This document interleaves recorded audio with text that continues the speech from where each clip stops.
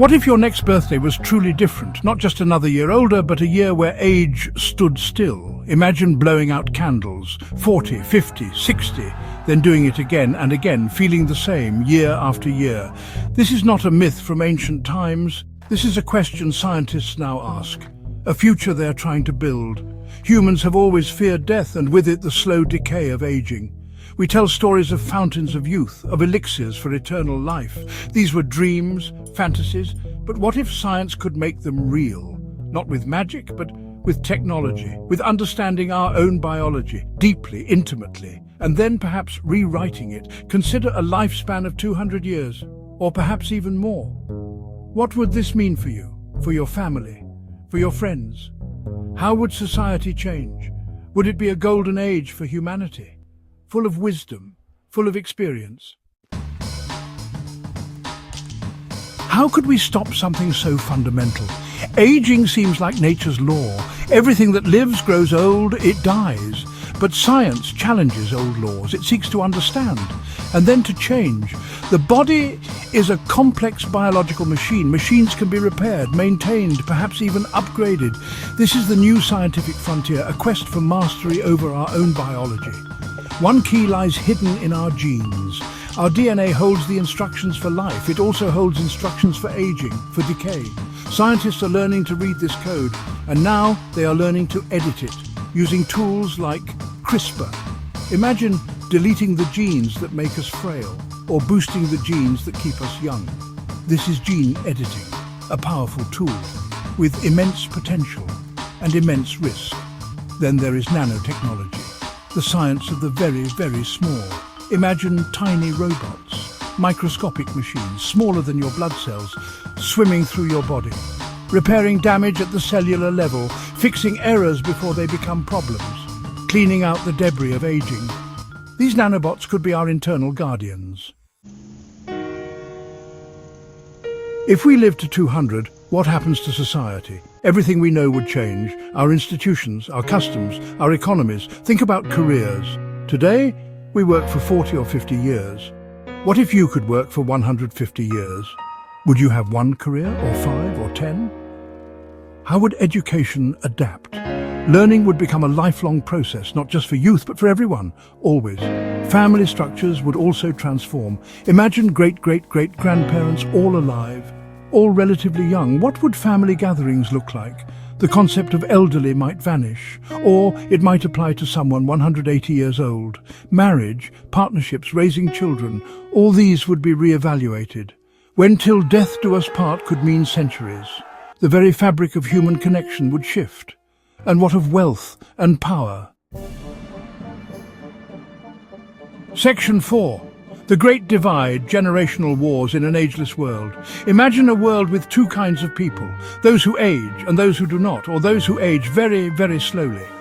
This could create a new chasm in society, a biological divide, the ageless and the mortals. How would these groups interact? Would there be understanding or resentment? The young might see the ageless as blockers, hoarding jobs, hoarding resources, hoarding power.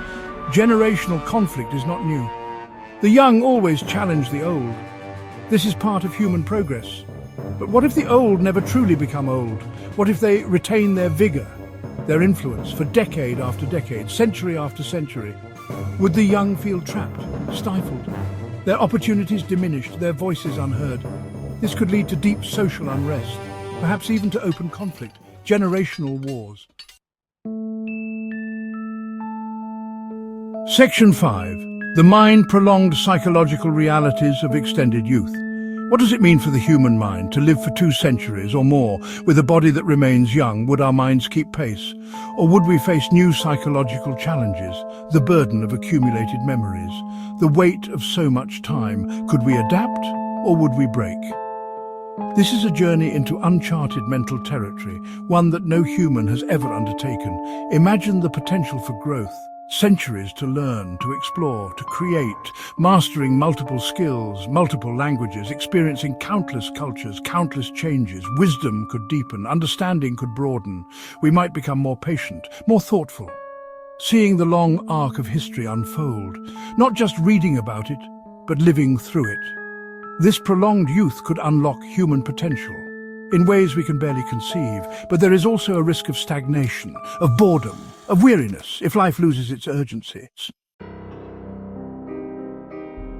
Section 6, Gods or Monsters, the ethical maze of age control. With great power comes great responsibility. The power to control aging is immense, perhaps the greatest power humans have ever sought. It touches the very essence of what it means to be human. Should we pursue this power? And if we do, who decides how it is used? Who gets to live longer? Everyone or just a select few?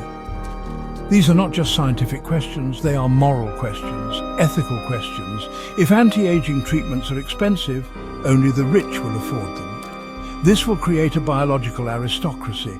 The wealthy live for centuries, the poor live and die as before. Is this a world we want to create?